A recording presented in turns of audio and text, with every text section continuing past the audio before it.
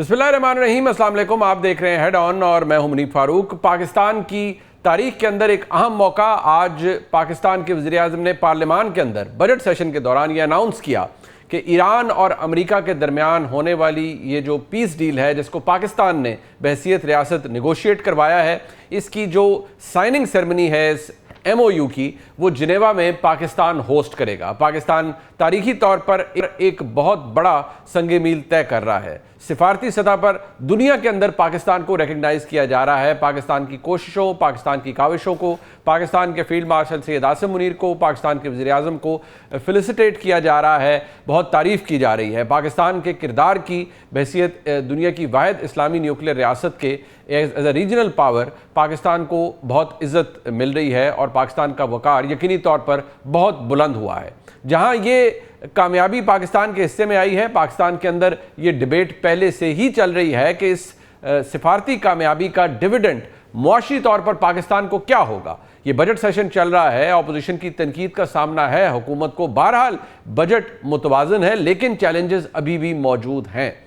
इस डिविडेंड का, यानी इस सिफारती कामयाबी का क्या पाकिस्तान को मुआशी तौर पर फौरी बेनिफिट होगा, आगे जाके होगा, या आज जो हम पार्लियामान के अंदर तकारीर सुनते हैं उनका रिजल्ट हम यही निकाल सकते हैं कि जब तक फासले दूर नहीं होंगे अपोजिशन और हुकूमत के दरमियान, कोई गैप ब्रिज नहीं होगा, उस वक्त तक मुल्क के अंदर मईशत पनप नहीं सकती। आज आप जनाब मौलाना फजल रहमान साहब की तकारीर सुनने एक साइड पर, जनाब मोहम्मद शहबाज शरीफ साहब की बहैसियत लीडर ऑफ द हाउस, बहैसियत वज़ीर-ए-आज़म पाकिस्तान तकारीर सुनने, तो आपको इन बातों की इंडिकेशन वाज़े तौर पर नज़र आएगी।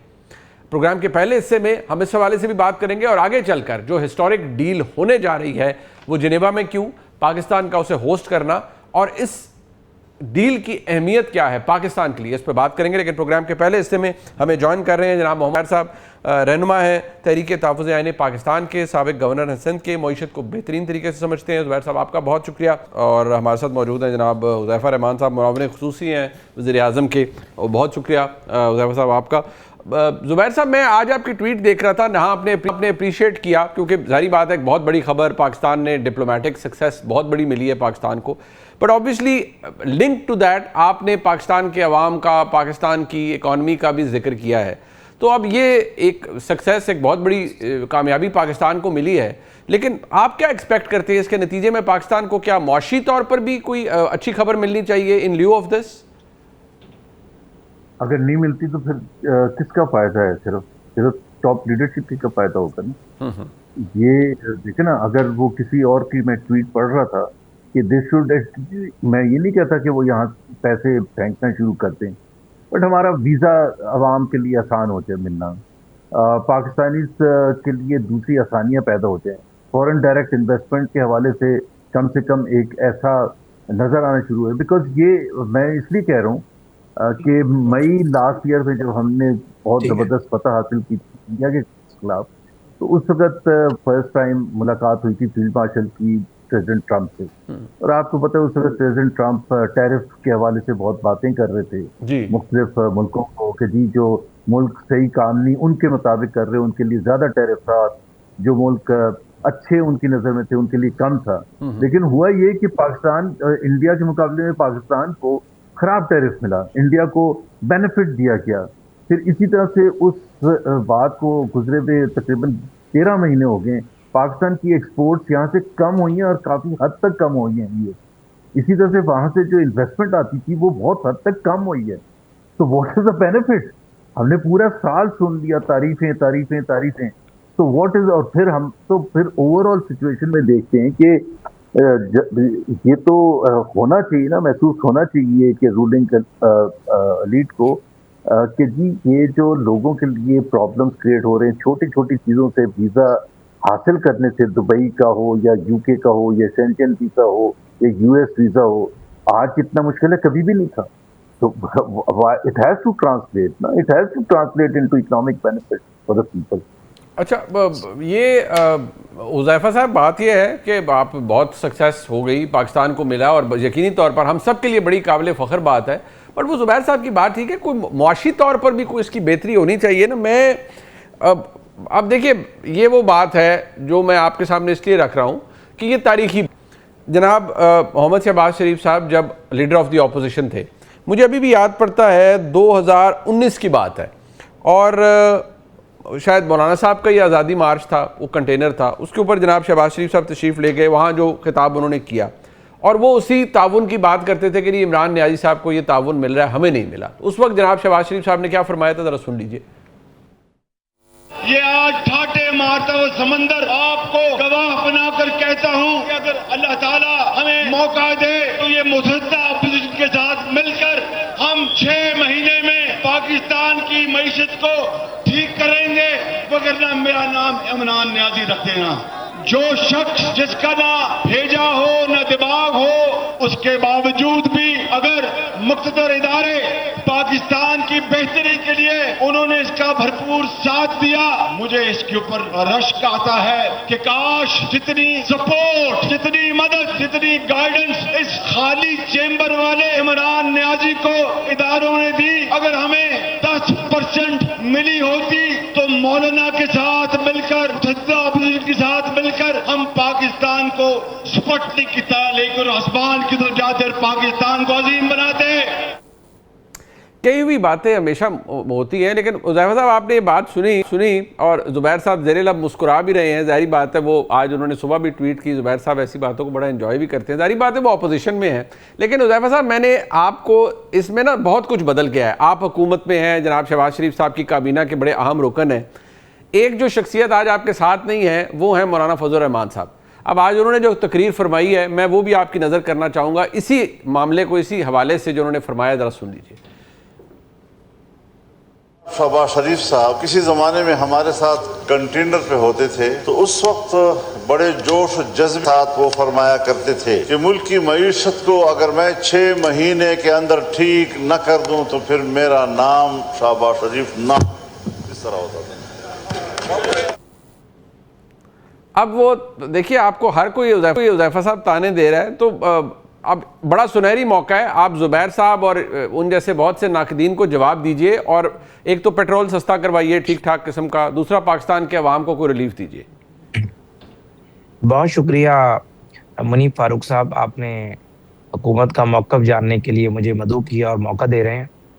पहली गुजारिश तो ये है, मैं आपकी तमाम बातों से सहमत हूँ कि आदमी जो करता है, आदमी जो कहता है, जिंदगी भर वो सदाएं उसका पीछा करती हैं। और ज़ाहिर है आप हमारा पीछा करवा रहे हैं। का गाना रिपीट करवा जी, गुजारिश ये है कि एक तो ज़ुबैर साहब ने जो बात की है, मेरा इनसे बड़ा डिफरेंस ऑफ ओपिनियन हमेशा रहता है, लेकिन जो इन्होंने बात की है, ये 26 करोड़ पाकिस्तानियों की भी आवाज़ है, काबीना में बैठे हुए 40-50 मेंबरान की भी आवाज़ है, पीएम की भी यही ख्वाहिश और आवाज़ है कि लामहला हमने पहले ये बातें नहीं की, क्योंकि ये ना लगे कि अमेरिका को ये लगता कि हमने इस सारी सालसी की जो है वो कॉस्ट वसूल करना शुरू कर दी है कि आप IMF को ये कहें, आप हमारे ये इमदाद करें, या गल्फ ममालिक खासतौर पर सऊदी अरेबिया से हमने कोई एक्स्ट्राऑर्डिनरी रिलीफ की बात करना शुरू कर देते। अल्हम्दुलिल्लाह आज वो मौका आ गया है। आपने देखा कि अमन मुआहदा होने जा रहा है, पेट्रोल मसनूआत की कीमतें $80 फी बैरल पर आ चुकी हैं, मजीद भी नीचे आएंगी, और मैं आपकी बात से पूरा मुत्तफिक हूँ। और सबसे ज़्यादा हुकूमत की ख्वाहिश है कि जिस तेज़ी से कीमतें ऊपर गई थी, उसी तेज़ी से वो कीमतें नीचे आएँ, क्योंकि जो गरीब आदमी को इस सारी सूरत हाल में हम रिलीफ दे सकते हैं, और जो पाकिस्तान का जो बेनिफिट इसमें हो सकता है वो यही है कि हम अपनी मईशत को इस सारी नेगोशिएशंस के ज़रिए ठीक कर सकें। और ज़ाहिर है आपको नज़र आएगा हमारी टॉप प्रायोरिटी भी है और सबसे ज़्यादा हमारी ख्वाहिश भी है, क्योंकि जितनी भी मईशत आपकी जो सूरत हाल इसकी ख़राब हुई, या पेट्रोलियम मसनूआत की कीमतें 256 से 415-16 पर गई, अब 370 पर आई हैं, इसकी पॉलिटिकल कॉस्ट ना ज़ुबैर साहब ने पे की है, ना PTI ने की है, ना पीपल्स पार्टी ने की है, सिर्फ PMLN ने इसकी सियासी कीमत चुकाई है। और हालांकि तमाम बड़े मौशी माहिर ये बात जानते हैं कि कीमतें हमने नहीं बढ़ाई, बल्कि आर्मी मार्केट में जो कीमतें बढ़ी उसकी वजह से हमारी मजबूरी थी हमें कीमतें बढ़ाएं। अच्छा जी। और जहां तक आपने शहबाज साहब की तकरीर सुनाई 2019 की कि 6 महीने में मईशत ठीक ना करूं तो मेरा नाम बदल दीजिएगा, आपको याद है कि 2019 में वो वक्त था जब मईशत नहीं बिगड़ी थी। ज़ुबैर साहब इस स्टेज का हिस्सा थे जिस स्टेज पर खड़े होकर शहबाज साहब तकरीर कर रहे थे।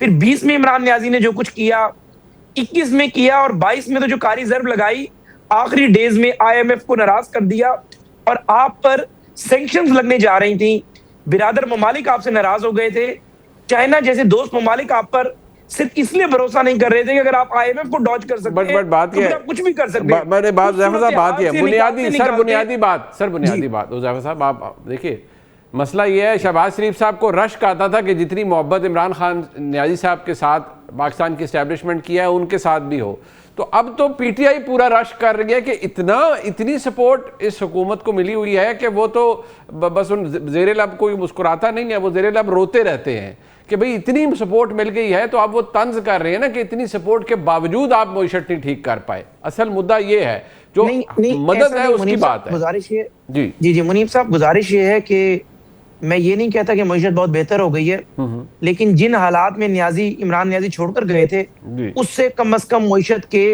जो मैक्रो इंडिकेटर्स हैं वो काफी बेहतर हुए हैं। ठीक है, माइक्रो इंडिकेटर्स हमने जनवरी फरवरी में ठीक करने थे, लेकिन ये शोमाई किस्मत के ये वॉर स्टार्ट हो गई और पेट्रोलियम मसनूआत की कीमतें जब 450 पर गई तो पूरी मईशत के जो दरो दीवार थे वो हिल गए। ठीक हो अब गया। हमें पूरी तवक्को है इंशाअल्लाह ताला वॉर सिचुएशन जैसे ठीक। खत्म हो जाती है, एग्रीमेंट हो जाता है, आपको माइक्रो इंडिकेटर्स ठीक होते हुए नजर भी आएंगे। बिल्कुल ठीक। कमिटमेंट आवाम से की है वो पूरी पूरी होगी। एहसास भी है। ठीक हो गया जुबैर साहब, अब दरो दीवार हिल गए तो अब उनको दोबारा दरो दीवार को अपनी जगह खड़ा किया जाएगा। आप अपना अलाउ मी टू से आप अपने तंज के नश्तर बरसाना जरा छोड़ दें कुछ अरसे के लिए, तो कोई वफाका होगा ना सर, थोड़ा सुकून लेने दें हुकूमत को भी। बहुत जरूरी है। देखिए आप ये कह रहे हैं ना माइक्रो इंडिकेटर हमने जनवरी और फरवरी में सही कर दी। जनवरी और फरवरी की रिपोर्ट्स इनकी अपनी हुकूमत की जो है ना, वो देखे ना मईशत होती क्या है। मईशत से अवाम को अगर आप अलग कर देना, इनको जो गोलियां दी गई ना पिछले 4 साल के, वो यही दी गई कि जी मैक्रो इंडिकेटर स्टेबलाइजेशन, और जो नेशनल इकोनॉमिक सर्वे आया उसमें तकरीबन 100 दफा से ज्यादा स्टेबलाइजेशन का जिक्र है। It's a bad word.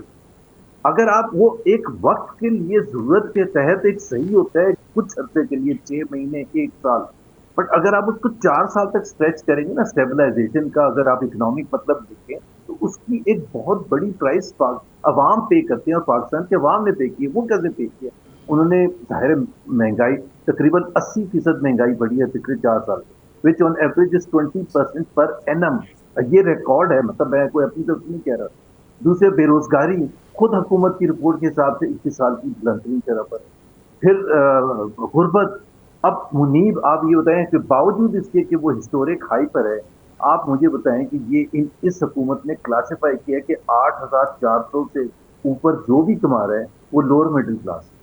क्या 8,500 रुपए कमाने वाला पाकिस्तानी को आप लोअर मिडिल क्लास कह सकते हैं? या 10,000 या 20,000 या 25,000 वाले, मतलब कितना बड़ा जुल्म है। उसको छुपाने के लिए, कि सही फिगर को छुपाने के लिए गुर्बत के नीचे। और दूसरी बात यह है, देखें बहुत सी चीजें हम इंटरनेशनल कम्युनिटी से एक्सपेक्ट करते हैं और करना भी चाहिए, लेकिन सबसे ज्यादा जरूरी है कि आप खुद क्या कर रहे हैं। मैं अभी बजट की आपको एग्जांपल दे देता हूँ।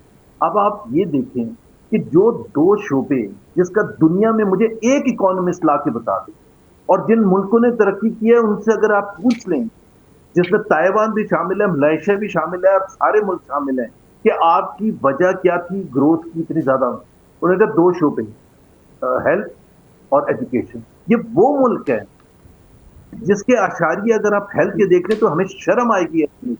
मतलब हम 193rd हैं आउट ऑफ 194 इन्फेंट मोर्टेलिटी में, और हुज़ैफा ये सुन ले और जाके बिल्कुल बता दीजिएगा, उसका कोई अमेरिका आके ठीक नहीं करेगा। 193rd हमारे से साउथ सुडान पीछे। उसका मतलब ये है कि हर 100 बच्चा की यहाँ पैदा होता है 47 फर्स्ट 1 मंथ में मर जाते हैं। बांग्लादेश का 16, अफगानिस्तान का 42, गुर्बत सबसे ज्यादा, महंगाई सबसे ज्यादा, बेरोजगारी सबसे ज्यादा, health indicators worst, education indicators worst. What is it that you have achieved?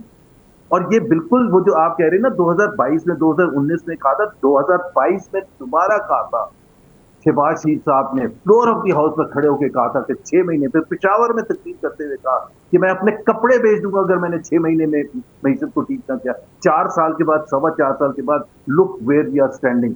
एक बंदा बता दे पाकिस्तानी जो ये कह सके, स्वाय अल्ट्रा रिच लोगों के, जो ये कह सके कि मेरी जिंदगी 4 साल के पहले ज्यादा अच्छी, एक बता दें मुझे। अच्छा, एक लोअर मिडिल क्लास। ठीक। वैसे शहबाज साहब, तो आप भी मिसाके मईशत की बात करते हैं ना जुबैर साहब, वो आप इकट्ठे मतलब बैठ जाएं आप। वो अभी तो लड़ाई इस बात पर कि वो इमरान खान साहब को जेल में मुलाकात, उनकी दवाई, उनकी रसाई, वो कहते हैं मिसाके मईशत पे बात करें।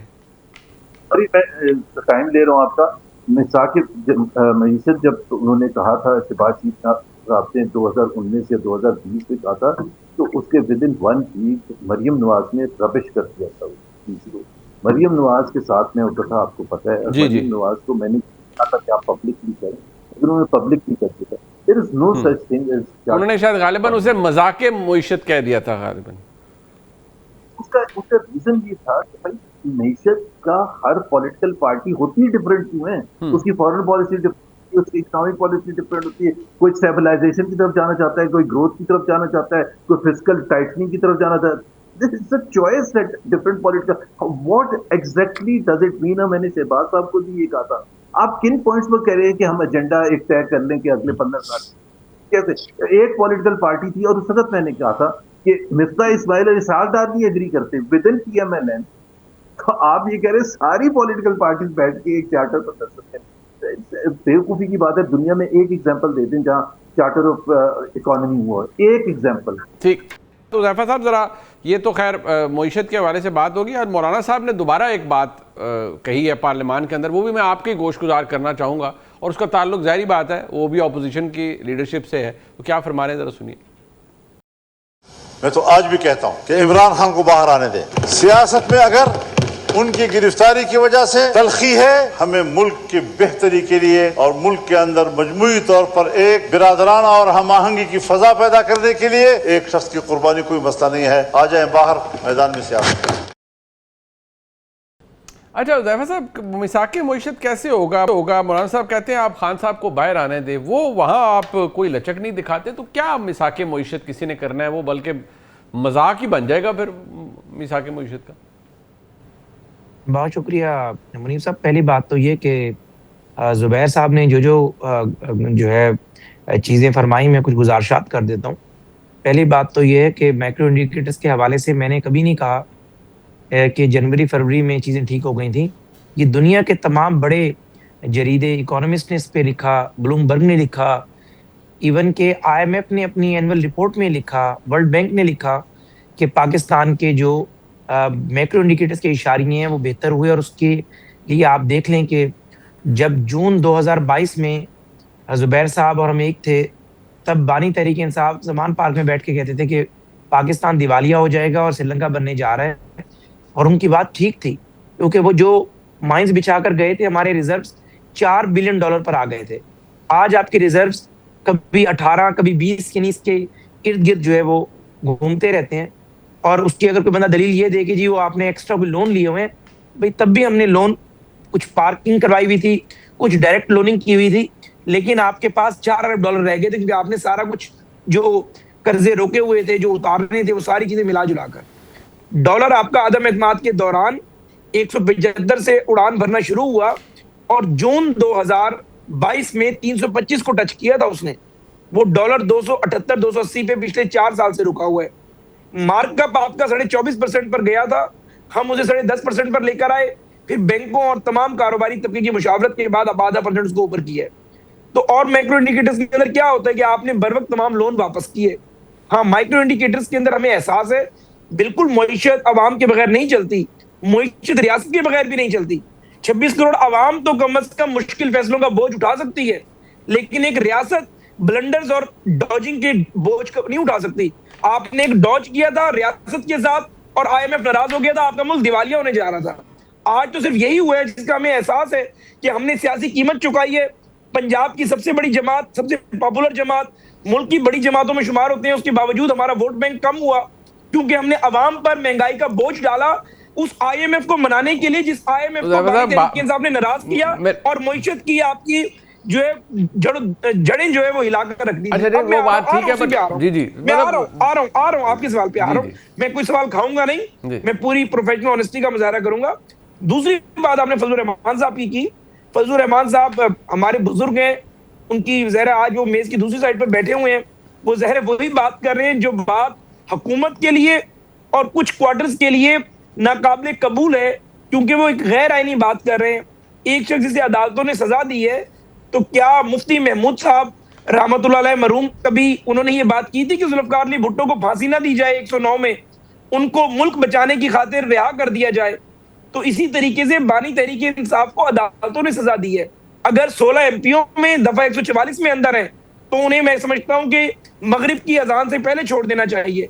लेकिन अगर वो एक तोशा खाना की वो चोरी जो वो मानता है, वो ये नहीं कहता मैंने चोरी नहीं की, वो ये कहता है मैंने छोटी चोरी की है, जिसमें बड़ी चोरी की उसे भी पकड़ लाओ। यानी एक बंदा मर्डर में सजाए मौत की सजा काट रहा है, वो कह रहा है कि मैंने एक मर्डर किया, मुझे सजा मौत दी, 100 मर्डर वाला आजाद फिर रहा है। तो दुनिया के अंदर कभी क्रिमिनल जस्टिस सिस्टम ऐसे नहीं चलता। आपने अगर चोरी की है, चाहे वो कार्टियर या बुल्गारी का एक सेट है, या किसी ने चोरी बड़ी की है, आपकी चोरी पकड़ी गई, आपको सजा मिली है, मतलब आप उनके लिए उनको बाहर नहीं ला सकते, तो फिर मिसाके मईशत भी नहीं हो सकता सर। फिर कहां से होगा मिसाके मईशत अगर इमरान खान साहब बाहर नहीं आएंगे? नहीं, हम तो चाहते हैं, हम ये चाहते हैं। मैं आखिरी बात करूंगा, शहीद जुल्फ़िकार अली भुट्टो, शहीद मोहतरमा बेनज़ीर भुट्टो, मियां नवाज शरीफ, मियां शहबाज शरीफ, आसिफ अली जरदारी और इमरान खान की जात से पाकिस्तान बहुत बड़ा है। मैं समझता हूं किसी जमात को अपने लीडर की रिहाई या अपने लीडर के इक़्तिदार में आने को पाकिस्तान की मईशत से नहीं जोड़ना चाहिए। ठीक, मईशत होगी तो ये मुल्क चलेगा। इस दफा हुआ यही है कि जो हमें सामना कभी किसी ने नहीं किया कि 2022 के बाद एक ऐसा लीडर पनपा जिसने आपकी मईशत को हिट कर दिया। अच्छा चले, लास्ट वर्ड सर, बात खत्म हो गई है, हमारे खिलाफ खड़े हो गए सर, बात खत्म हो गया। जुबैर साहब last word sir, last word. अगली दफा प्रोग्राम में बुला के इनकी जवाब ले लीजिएगा। मैं एक इनसे पूछता हूँ, ये कहते हैं कि IMF को नाराज करके गए थे और माइंस दिखा के गए थे। अप्रैल 2022 में आई थी PMLN जी, उसके बाद जो मिलनी थी IMF से वो मिलनी थी सितंबर 1 की, और वो मिली 5 सितंबर 2020 को। किस्त मिली 29 अगस्त 2022 को IMF के बोर्ड ने अप्रूव किया, मिर्जा इस्माइल फाइनेंस जी। तो अगर IMF भाग गया था, वो फिर हमें किस्त क्यों मिली थी? कब रुकी, कब थी और भागा कब था? उसके बाद से लेके जून 2023 तक IMF यहाँ से भाग गया था और पब्लिकली भगाया था इसाक डार साहब से, पब्लिकली कि I don't care a dam. तो ये सारे जो इन्होंने चीजें कही थी बिल्कुल कल की थी। एनीवेज, आई मीन इतना टाइम तो है नहीं। मैं शुक्रिया अदा करूंगा जनाब मोहम्मद जुबैर साहब का, हुज़ैफा रहमान साहब का। मेरे साथ इस वक्त मौजूद हैं जनाब खालिद चिश्ती साहब, एयर कॉमोडोर रिटायर्ड हैं, और जो ईरान और अमेरिका के दरमियान तनाज़ा रहा है उसके हवाले से हम जनाब चिश्ती साहब के जो तज्ज़िया है और तबसरा उससे बड़ा इस्तिफ़ादा हासिल करते रहे हैं। आई मस्ट से उसकी जो मिलिट्री साइड थी और जो उसकी काइनेटिक साइड थी वो भी हमने एक्सप्लोर की, और बहुत मेरे ख्याल में वसी पैमाने पर उस चीज़ को अप्रिशिएट भी किया गया जिस तरीके से इसको एनालाइज चिश्ती साहब ने किया। और जो डिप्लोमेटिक साइड थी वो भी पाकिस्तान के व्यूअर्स के लिए एंड आई वुड से बहुत जहाँ पर भी देखा गया उस बात को बड़ी पजीराई मिली। तो बहुत शुक्रिया जनाब चिश्ती साहब। So finally sir, history is in the making. ये एक बहुत बड़ा अल्लाह का करम हुआ है पाकिस्तान के ऊपर, और पाकिस्तान होस्ट कर रहा है इस साइनिंग सेरेमनी को जिनीवा के अंदर। सबसे पहले तो how big is this Pakistan के अवाम के लिए, या जहां भी लोग आपको सुन रहे हैं हमारे इस प्लेटफॉर्म के तवस्सुत से, how would you rate this? जी बहुत शुक्रिया मुनीब साहब, आपने इनवाइट किया है। बिल्कुल आपने ठीक कहा, ये जो होस्टिंग का तो अभी आया है, लेकिन मैं तो जब ये पाकिस्तान का इंतखाब हुआ था ईरान अमेरिका की तरफ से कि पाकिस्तान होस्ट कर सकता है, इवन इस्लामाबाद टॉक जब हुई भी नहीं थी, मैं उस वक्त से कह रहा हूँ कि हमें एक न्यू फाउंड रेलेवेंस दुनिया में मिली है अल्हम्दुलिल्लाह। और बहुत सारे लोग उस वक्त मुझसे पूछते थे कि अगर इस्लामाबाद टॉक्स फेल हो गई तो इसका मतलब है पाकिस्तान भी नाकाम हो जाएगा। तो मैंने कहा था नहीं, हमने अपनी पोजीशन अर्न कर ली है। अर्न करनी है आपने क्रेडिबिलिटी की, आपने एक ट्रस्ट की पोजीशन डेवलप की है, जहां पे एक तरफ सुपर पावर है जाहिर है जिससे बैक बाय इजराइल है, इतनी बड़ी माइट है, दूसरी तरफ ईरान है जिसने रेजिलियंस दिखाई है। तो हमने तो एक जगह उसी वक्त बना ली थी। अब ये पाकिस्तान के लिए बहुत प्राउड मोमेंट है जहां भी पाकिस्तानी रहते हैं कि हमें जितनी कोशिश हमारे मुखालफिन या दुश्मनों ने की कि हमें रेलिवेंट रहें और हमें शो स्टॉपर के तौर पे उन्होंने एक्ट किया, वो सारी नाकाम हुई हैं। And eight the end of the day जो परसुएशन थी, जो कमिटमेंट थी, सिंसेरिटी ऑफ पर्पस था, और जिसको मैंने कहा कि परसुएशन जिस तरीके से पाकिस्तान ने की है शायद ही रिसेंट हिस्ट्री में कहीं देखने में आई हो। अच्छा सर, ये ऑब्वियसली इसके जो बहुत माइन्यूट डिटेल्स हैं वो आएंगी। इनिशियली ये एक मेमोरेंडम ऑफ अंडरस्टैंडिंग है।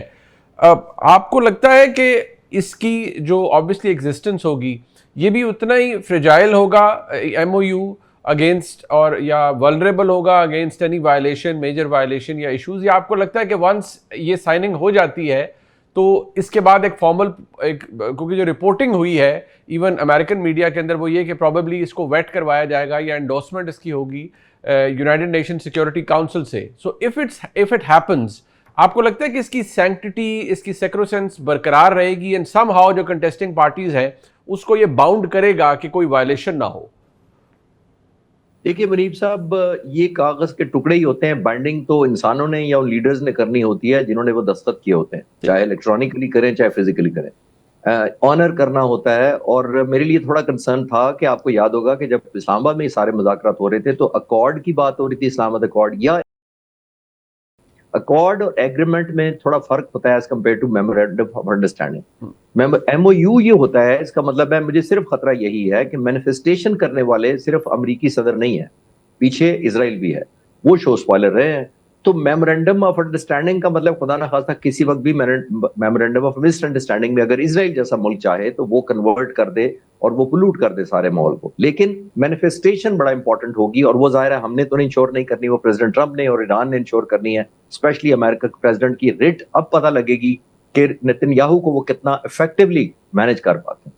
अच्छा, इसके अंदर जो एक इम्पॉर्टेंट एस्पेक्ट है जनाब चिश्ती साहब, वो ये भी है कि पाकिस्तान का रिलेशनशिप ईरान के साथ, I wouldn't say it's one of the best जो हिस्टोरिकली रहा है। बीच में रिलेशनशिप ऊपर नीचे भी होते हैं और हुए भी हैं, बट अब जिस लेवल पर पाकिस्तान की जो क़यादत है उसकी मुलाकातें, लाइक आप खुद आपने विटनेस किया, इसको देखा कि पाकिस्तान के फील्ड मार्शल की CDF की मुलाकातें, अब IRGC, वहाँ की जो कोर लीडरशिप है वहाँ तक एक्सेस और बहुत कुछ हुआ है। सो आपको लगता है कि it has somehow changed the kind of relationship we have had with the Iranians, और अब ये मुख्तलिफ ताल्लुक है जो अब बन रहा है और इसके अंदर डेप्थ ज़्यादा है in comparison what we used to have?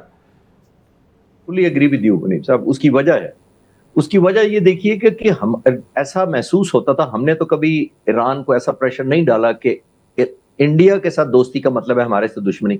But मेरा ख्याल है इंडिया ऐसा प्ले रोल करता रहा है कि अगर पाकिस्तान के करीब हैं तो उनकी नाराजगी, और ऑब्वियसली हमें ट्रेडिशनली देखा हमने कि इंडिया के ईरान निस्बतन, हमारी निस्बतन तो नहीं पर ओवरऑल रिलेटिवली आम मुल्कों की निस्बत ज्यादा करीब इसलिए था कि इंडिया का इन्फ्लुएंस भी ज्यादा था, स्टेक भी ज्यादा थे और बहुत ज्यादा इकोनॉमिक इंटरेस्ट इन कॉर्पोरेशन भी हमें चाबहार, पोर्ट और डेवलपमेंट और इस तरह का नजर आता है। लेकिन इसमें कोई शक नहीं है कि ये ईरान पहला मुल्क था जिसने पाकिस्तान को मार्ज़ वजूद में आने के बाद तस्लीम किया था। उसके बाद हमारे अच्छे कॉर्डियल रिलेशनशिप रहे हैं। लेकिन अनफॉर्चुनेटली जैसे मैंने कहा कि इंडिया ने जिस तरह का रोल प्ले किया, अब ये न्यू फाउंड रियलिज्म ईरान को आया है और अभी नहीं आया। जून 2025 में जब आपको याद होगा, जब ड्रोन्स लॉन्च किए गए थे ईरानियन एयर डिफेंस के ऊपर, तो ईरान के अंदर से ही लॉन्च किए गए थे, जिसका मतलब ये है कि मोसाद इस हद तक पेनिट्रेट कर चुकी थी ईरान के अंदर, और पाकिस्तान से ऑलमोस्ट दुगना मुल्क है ज्योग्राफी के हिसाब से, 70-80% बड़ा मुल्क है। तो जिसका मतलब ये है कि उस वक्त ईरान ने रियलाइज किया कि कौन से ऐसे एलिमेंट है जो हमारा ट्रस्ट इस हद तक रखते हैं जिसको स्कैन नहीं कर सके।